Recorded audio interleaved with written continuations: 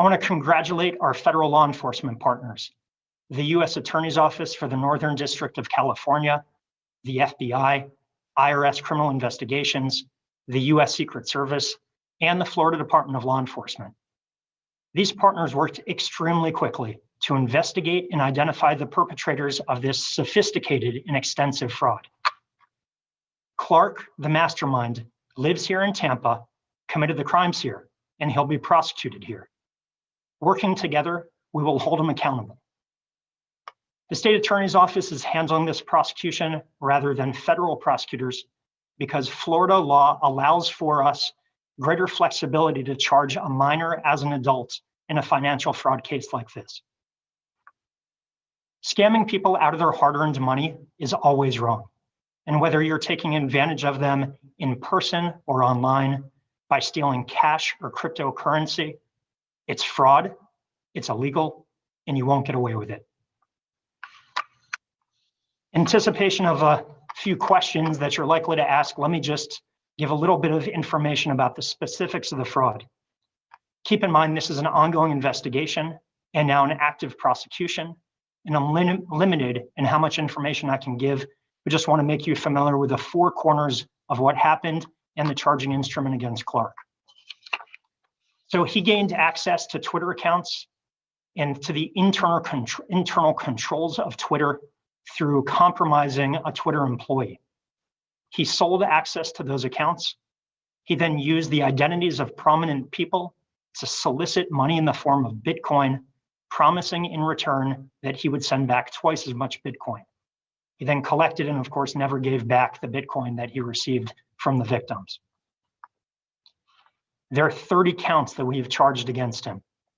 One count of organized fraud over $50,000. That's a first-degree felony. There are 17 counts of communications fraud. Each of those are third-degree felonies because each of them involved more than $300. One count of aggravated identity theft because the total amount of the identity theft was over $100,000. That's a first-degree felony. 10 counts of identity theft, which are third-degree felonies. And the 30th and last count is for hacking, for unlawful access to a computer in furtherance of a scheme to defraud, which is a second-degree felony. We've charged Clark with using the accounts of specific people and companies to perpetuate the scheme.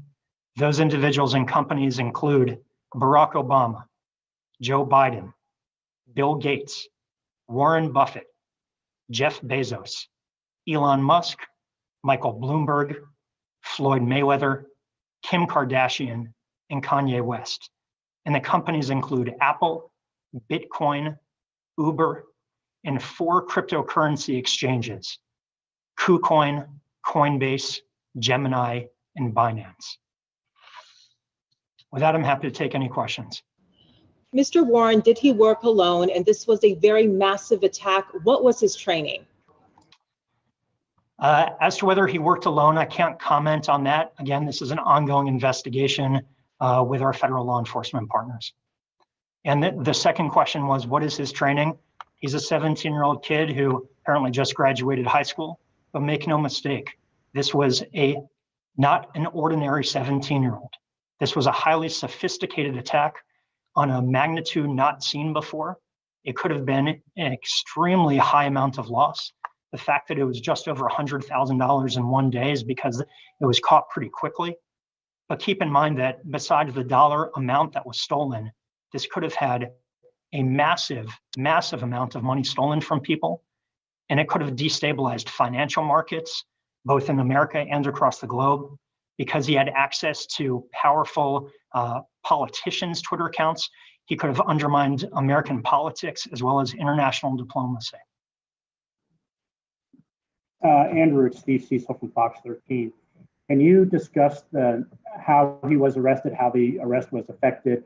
And sometimes targets of investigations know they are a target prior to arrest. Did he know he was a target prior to his arrest? Well, I don't know what he knew before he was arrested, but members of the FBI Cybercrime Task Force, which include FBI agents out of San Francisco, California, from IRS criminal investigations, an FTLE agent who's assigned to the Tampa task force, all showed up early this morning at Mr. Clark's apartment and placed him under arrest. Were there any problems with the arrest, or did it go smoothly? He was taken into custody without any incident. And sometimes, as I was trying to ask, some people have search warrants done on their equipment or their property prior to an arrest. I just wondered if there was a court-authorized search warrant that might have let him know that he was a target of an investigation. Steve, as you suggested, in cases like this, there are often enhanced investigative techniques used, but I can't comment on any specifics in this investigation, what led up to Mr. Clark's arrest and what's happening currently because the pending investigation continues. Is Mr. Clark being cooperative with the investigation at this point? Is he cooperating with you all? He's in jail right now, awaiting his first appearance, which will probably be tomorrow morning.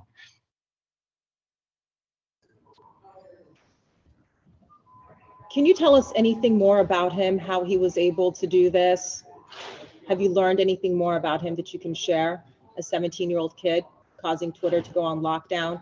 This is referred to as the most massive hack.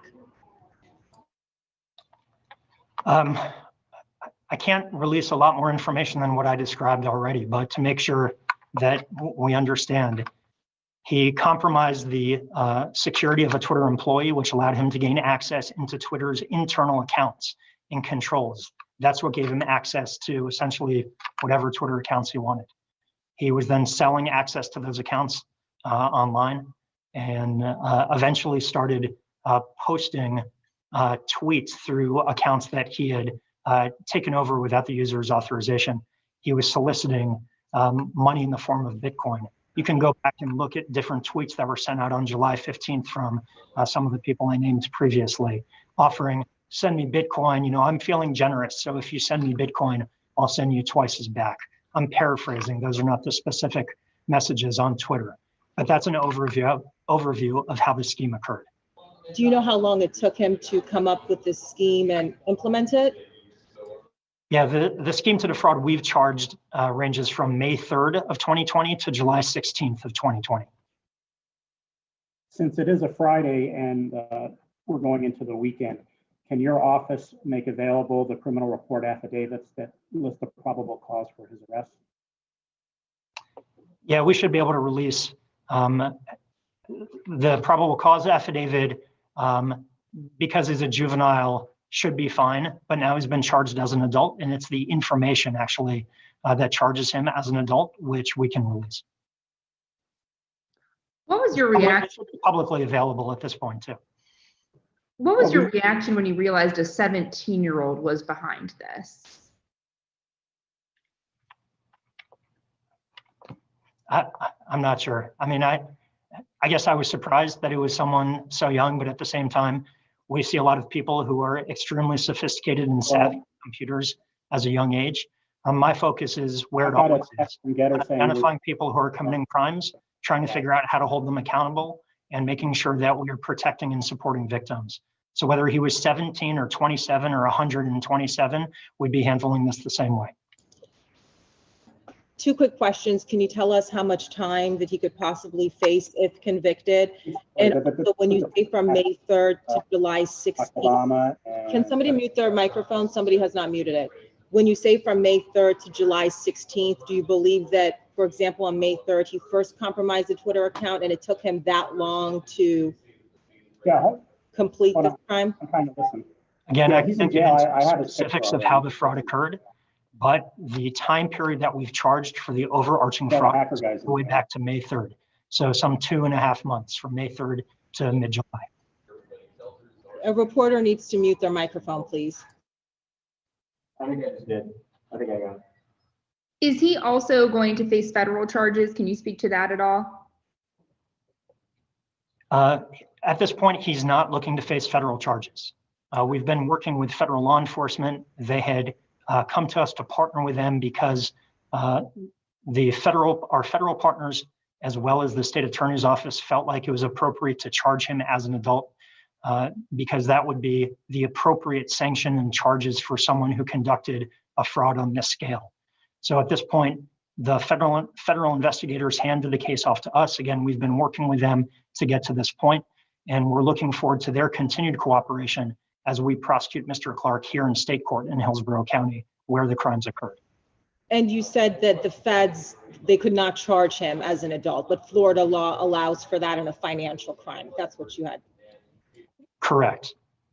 Federal law is more limited when you can charge a juvenile as an adult, and it's usually limited to crimes of violence.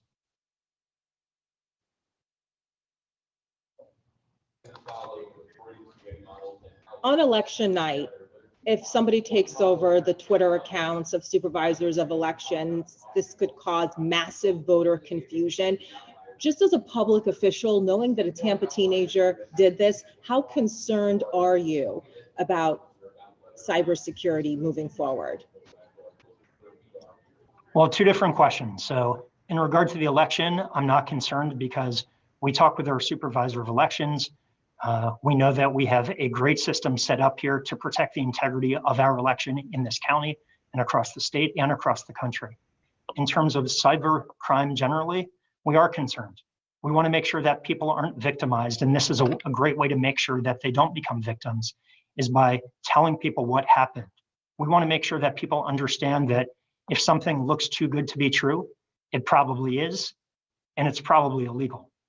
In terms of people who are committing these crimes, we have a message for them. This is not a game. These are serious crimes with serious consequences.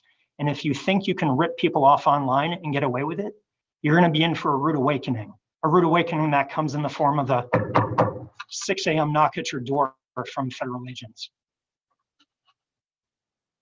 Can you tell us anything more about Mr. Clark as far as, you said he was a recent graduate, where he went to high school? Was he enrolled in college for the fall? I'm not going to get into that information today.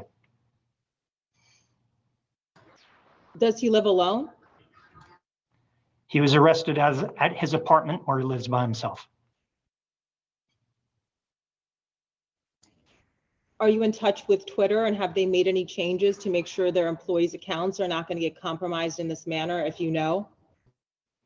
Twitter has been very active since the hack occurred and open about how it's changing its security measures. And the FBI Cybercrime Task Force has been working closely with Twitter on this investigation. I guess we can do one or two more questions and we're going to wrap up.